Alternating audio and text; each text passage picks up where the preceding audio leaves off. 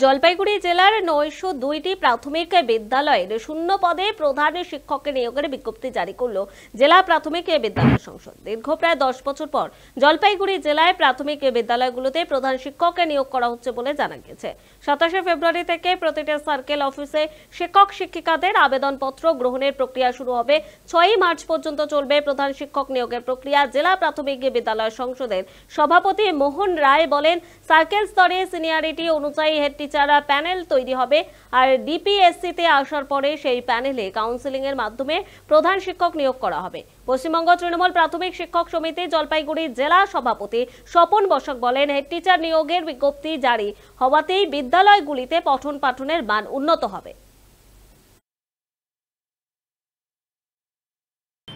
সেখানে আমাদের জেলায় যারা অ্যাপয়েন্টমেন্ট পেয়েছেন এই জেলারই সিনিয়র বেসিস এবং সিনিয়রিটি বেসিস সার্কেল ওয়াইজ এই প্যানেলটা তৈরি হবে এবং তৈরি হওয়ার পর আমাদের ডিপিএসসিতে আসবে। আসার পরে আমরা এটাকে নিয়ে যে ভ্যাকান্সিগুলো আমরা পেয়েছি, ইতিমধ্যে আমরা ভ্যাকান্সি লিস্টে আমরা পেয়েছি ৯০২টার মতো।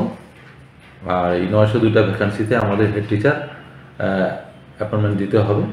তারপর আমরা যে প্যানেলটা আসবে সেই প্যানেলের র্যাঙ্ক কিংবা তাদের অ্যাকর্ডিং টু সিরিয়াল নাম্বার অনুযায়ী কাউন্সেলিংয়ের সুযোগ করে দেবো, এরকম হবে। যার জন্যে ব্যাপক পরিমাণ ১২০৩টা স্কুল আছে আমাদের টোটাল জলপাইগুড়ি জেলায়।